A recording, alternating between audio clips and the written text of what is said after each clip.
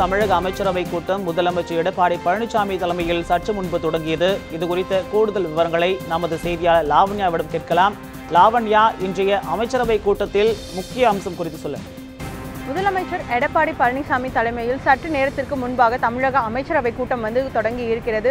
முதல்வராக எடப்பாடி பழனிசாமி பொறுப்பேற்ற பின் ஐந்தாவது முறையாக நடைபெறும் அமைச்சரவை கூட்டம் இது என்பது குறிப்பிடத்தக்கது. இன்றைய அமைச்சரவை கூட்டத்தில் மிக முக்கியமாக பல்வேறு துறை சார்ந்திருக்கக்கூடிய விஷயங்கள் தொடர்பாக ஆலோசிப்பதற்கான வாய்ப்புகள் இருக்கிறது. இதில் மிக முக்கியமாக தமிழகத்தின் மானிய கோரிக்கை மீதான விவாதம் வருகிற 14ஆம் தேதி தொடங்க இருக்கிறது. எனவே இந்த மானிய கோரிக்கை மீதான விவாதத்தில் இடம்பெற வேண்டிய முக்கிய விஷயங்கள் தொடர்பாகவும் இந்த அமைச்சரவை கூட்டத்தில் விவாதிக்கப்பட இருப்பதாக கூறப்படுகிறது. அது மட்டும் இல்லாமல் வருகிற ஜூலை 1ஆம் தேதியிலிருந்து சரக்கு மற்றும் சேவை வரி மசோதா நாடு முழுவதும் அமல்படுத்தப்பட இருக்கிறது. இதன் காரணமாக தமிழகத்தில் இருக்கக்கூடிய அந்த மாற்றங்கள் விலை உயர்வு, சில பொருட்களுக்கான விலைகள் உயர இருக்கிறது. எனவே அதனை பட்டியலிடுவது என்பது தொடர்பான ஆலோசனை இன்று நடத்துவதற்கான வாய்ப்புகள் இருக்கிறது. குறிப்பாக வரக்கூடிய மானிய கோரிக்கை மீதான விவாதத்தில் ஜிஎஸ்டிக்கான சட்ட மசோதா தமிழகத்தில் நிறைவேற்றப்பட இருக்கிறது.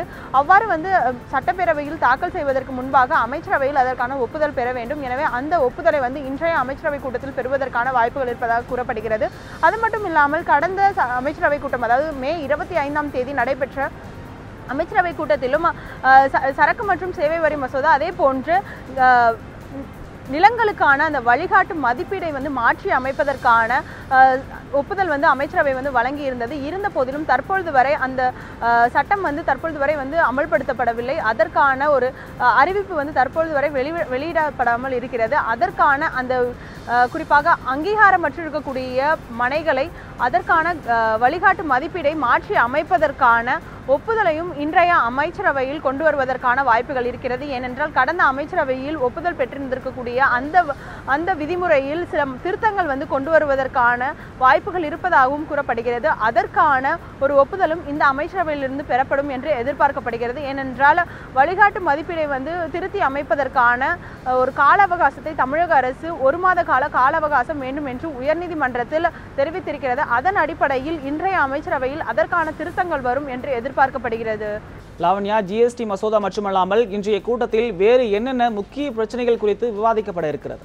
குறிப்பாக மகேஷ், ஜிஎஸ்டி மட்டுமல்லாமல் நான் ஏற்கனவே குறிப்பிட்டது போல நிலங்களுக்கான அந்த வழிகாட்டு மதிப்பீடை மாற்றி அமைப்பது, அதே போன்று மானிய கோரிக்கை மீதான விவாதத்தில் இடம்பெற வேண்டிய விஷயங்கள் தொடர்பாகவும் இந்த கூட்டத்தில் விவாதிக்கப்பட இருக்கிறது. அது மட்டும் இல்லாமல் குறுவை சாகுபடி, அதாவது ஜூன் 12ஆம் தேதி மேட்டூர் அணையிலிருந்து நீர் திறந்து விடப்பட வேண்டும். ஆண்டுதோறும் அவ்வாறு நீர் குறுவை சாகுபடிக்காக மேட்டூர் அணையிலிருந்து திறந்து விடப்படும். ஆனால் கடந்த 2012ஆம் ஆண்டிலிருந்து குறுவை சாகுபடிக்காக நீர் திறக்காமல் இருக்கிறது. எனவே அதற்கான ஒரு குறுவை சாகுபடியை ஊக்குவிப்பதற்காக வேளாண் அபிவிருத்தி திட்டத்தின் கீழ் நிதியை தமிழக அரசு வழங்கி வருகிறது. குறிப்பாக இதற்கான அரசாணை கடந்த ஆண்டு வெளியிடப்பட்டிருந்தது. அதன் அடிப்படையில் கடந்த ஆண்டு மறைந்த முதலமைச்சர் ஜெயலலிதா முதலமைச்சராக இருக்கும் பொழுது 56.65 கோடி ரூபாய் இதற்காக ஒதுக்கீடு செய்யப்பட்டிருந்தது.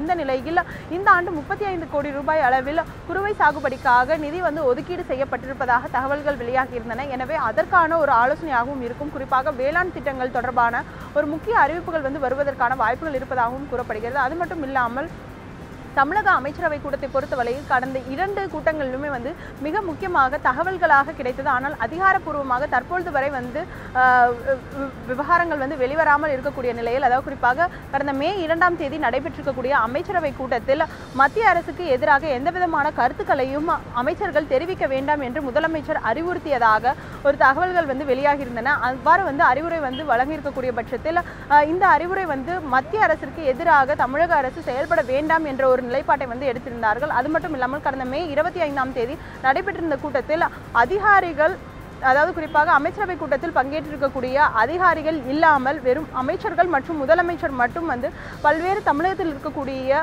பிரச்சனைகள் தொடர்பாகவும், அதே போன்று தமிழக அரசியலில் தற்பொழுது இருக்கக்கூடிய சூழல் தொடர்பாகவும் ஆலோசிக்கப்பட்டதாக கூறப்பட்டது. இந்த நிலையில் தற்பொழுது தமிழக அமைச்சரவை கூட்டத்தில் அதற்கான ஒரு வாய்ப்புகளும் இருக்கிறது. முதலமைச்சர் அமைச்சர்களை மட்டும் சந்தித்து பல்வேறு விவகாரங்கள், குறிப்பாக ஆளும் கட்சியில் தற்பொழுது இருக்கக்கூடிய நெருக்கடி நிலை தொடர்பாக ஆலோசிப்பதற்கான வாய்ப்புகள் இருப்பதாக கூறப்படுகிறது. ஏனென்றால் தமிழகத்தில் இருக்கக்கூடிய ஆளும் அதிமுகவின் சட்டமன்ற உறுப்பினர்கள் 3 பிரிவினர்களாக தற்பொழுது செயல்பட்டு வருகிறார்கள்.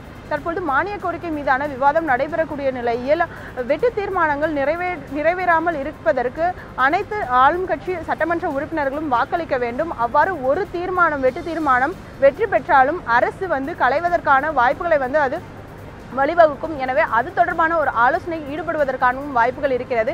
இதன் காரணமாகத்தான் தமிழகத்தில் இருக்கக்கூடிய ஆளும் கட்சி சட்டமன்ற உறுப்பினர்களை மாவட்ட வாரியாக முதலமைச்சர் எடப்பாடி பழனிசாமி சந்தித்து வருகிறார். இந்த நிலையில் இந்த ஒரு அமைச்சரவை கூட்டத்தில் அதுவும் பிரதிபலிப்பதற்கான வாய்ப்புகள் இருப்பதாக கூறப்படுகிறது. மகேஷ், சற்று முன்பு தொடங்கிய தமிழக அமைச்சரவை கூட்டம் குறித்து உங்களுடைய கள தகவல்களுக்கு நன்றி லாவண்யா.